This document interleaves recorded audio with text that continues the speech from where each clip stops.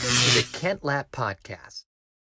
If you were talking to, and I know you have, and I'm sure you still probably have some of these discussions where other pastors are calling you about transitions, but if you had a pastor calling you about a transition that they have on their horizon, say 3 years out, like what would be a few of the things that you would say?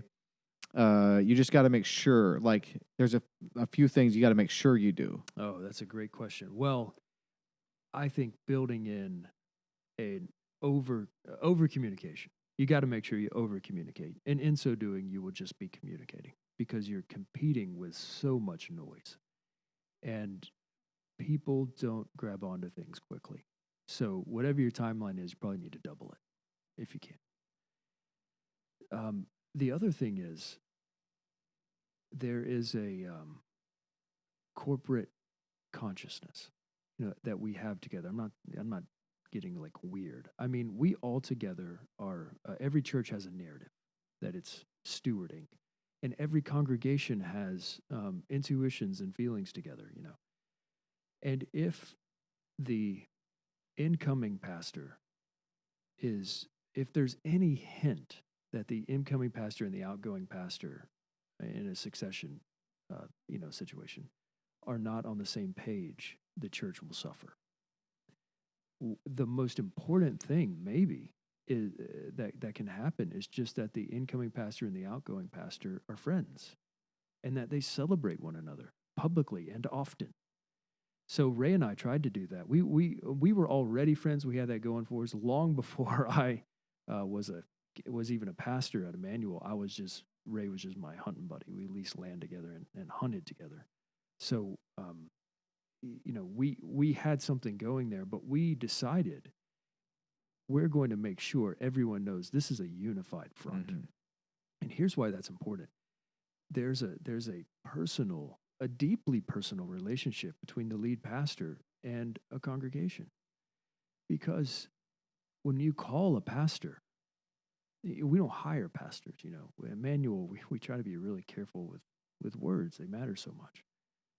You call a pastor to serve God among you. And in so doing, you're actually saying to him, you have permission to speak into my life, to pastor me at the soulish level. In other words, I'm saying, my interiority is not off limits to you. That's what it means that you're my pastor. Now, Jesus is our ultimate pastor, and I'm an under pastor to Christ, but that is my responsibility before God. I'm going to answer to God for that, which of course, again, I love sidebars, which is why it's so devastating and evil when pastors abuse that privilege and that trust when they break it. What has happened, for instance, in the Catholic Church, widespread with abuse. What has happened in Southern Baptist circles with abuse. But it's happening everywhere. It's not limited to one denomination. It's more evil than we know how to put words to. Because the trust is so sacred. And there's a reason that Jesus reserves some of his strongest language for those who cause little ones, innocent ones, to stumble. A millstone hung around your neck and thrown into the sea. It would have been better for you if you had not been born. That kind of language. Yeah.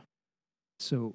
Yeah, and that's not just, and so to touch on that, it's not just saying that's not just referencing, say, taking advantage or abusing a child, but you can also put in the category of whether it's a child or an adult, a spiritual, what would you even call it, like a shepherd, a spiritual overseer, a pastor, or almost a spiritual father in some sense. That's taking that sacred right, that privilege, and authority to some degree, and just using it for their own selfish pleasure. Like that is What is worse than that? Like, It's- that has to be one of the worst things to do. It's wolfish. Yeah. Yeah, and there are real wolves in the world, and they don't come out and say, "Hey, I'm a wolf."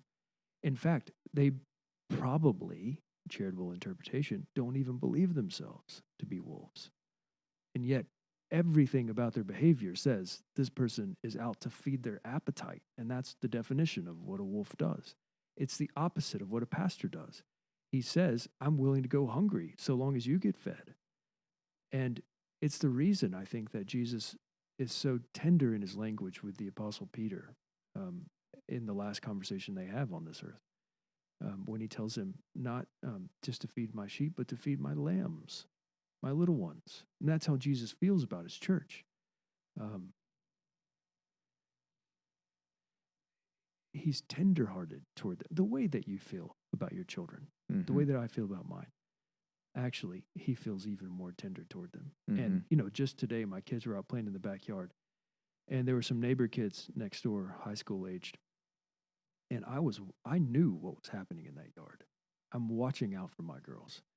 And if even one of those kids had come over to my yard, I would have been out there in a second.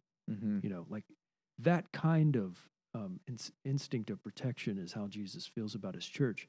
And so a pastor stepping in as the under shepherd of Christ, it's as if, you had to go on a long business trip and you said to your brother, "I need you to watch over my family." And, if Jesus came to you and said that, if Jesus came to me and said, "I need you to watch over Andrew's microphone for the rest of your life," I would consider it a great privilege because Jesus said it to me. Yep. But if Jesus said that about his little children, now we see why it's not too much to ask a pastor to give his life in the ministry. And we don't have to ask him that. The Lord's asking him to do that. Now, it maybe raises all kinds of questions about burnout, but the point is there is a sacred relationship between a lead pastor and the church. And when you're handing off that relationship from one lead pastor to another, then everybody needs to know, we're okay with this. They love one another. There's nothing sinister going on here. This lead pastor is going to care for me just like the other lead pastor did. And in our case, and in many cases, it's doubly sensitive if that pastor was the founding pastor. So celebrating one another is actually, you just need to build it into the game plan. It's how you do that, to let everybody know everything's okay. And also, I think one of the wisest things that the elders did, they budgeted for this, is just a raucous party at the end of it, celebrating, not a roast. Don't roast. Words matter. Don't roast your pastor. That's ridiculous. This is outdo one another in showing honor means we don't hide behind jocular put downs as a way of saying I love you. We just stand right up there in the most manly way possible and say, "I love you. Thank you for doing this, this, this, and this." And we just, celebrate what the Lord has done there. And we did that, I think, just in glorious fashion. It was great. We had great music. We worshiped the Lord together. And we celebrated Ray and Janny. And I think that momentum and that sort of punctuation mark on his ministry is what enabled Emmanuel to turn the corner quickly. Because then nobody's wondering, yeah, but how does Ray feel about it? Yes. Does he feel honored? And that's what I'm talking about, corporate consciousness. Everybody then feels, oh, we really did right by Ray. Now we can move on. Yes, 100%. And that party, do you think, it feels to me like I didn't see this coming, but it feels to me like that kind of transition party, farewell party, whatever you want to call it, for Ray and Janny, the party was for them, but equally it was for us too. Oh, yeah. Don't you think it was like, wouldn't you say? Totally. We were there to honor them, but there is this comes back to the kind of the corporate consciousness.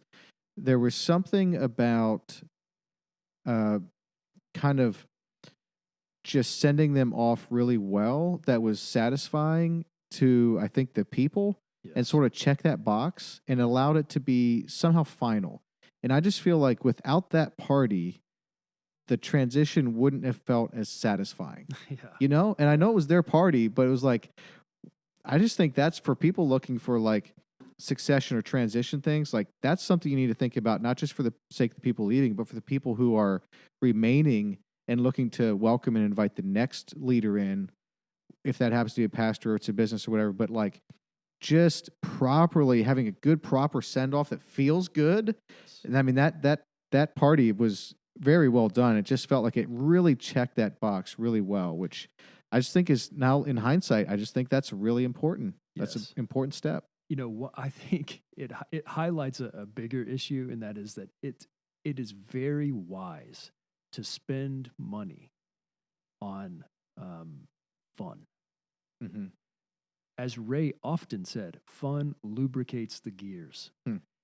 So, you know, if you've got to cut something, don't cut the fun out of Yeah. the budget. Yeah. It's what helps people actually stay together feeling good about things. I mean, there's a reason that the rhythms of ancient Israel were punctuated with lots of celebrations and festivals. And I mean, we need those things in our life. Good point. So I really believe in fun. And the kind of irony about it is whenever things get tight, like in a 2020 year, we're tempted to go through and say, all right, we got to cut out all the parties. When in actuality, we never needed a party so bad as we need it right now. That's true. That's a good point. Yeah. That's true. I didn't think about using sort of the kind of the ancient or even the Old Testament, the people of Israel with their festivals and things that kind of the Lord built into their cadence. I hadn't thought of that.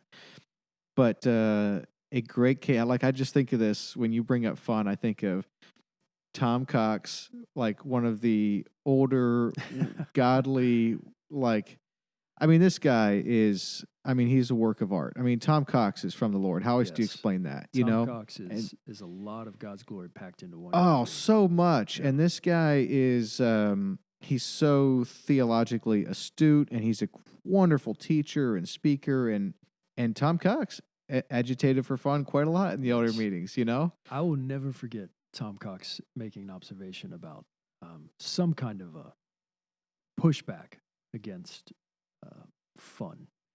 And it had to do, I think, with like kids or something. And he said something like, don't underestimate the power of dodgeball and a donut. Yes. That's the way that wisdom thinks. Yes. These things matter. They are not trivial. They matter to God. He invented them. Mm-hmm. You know?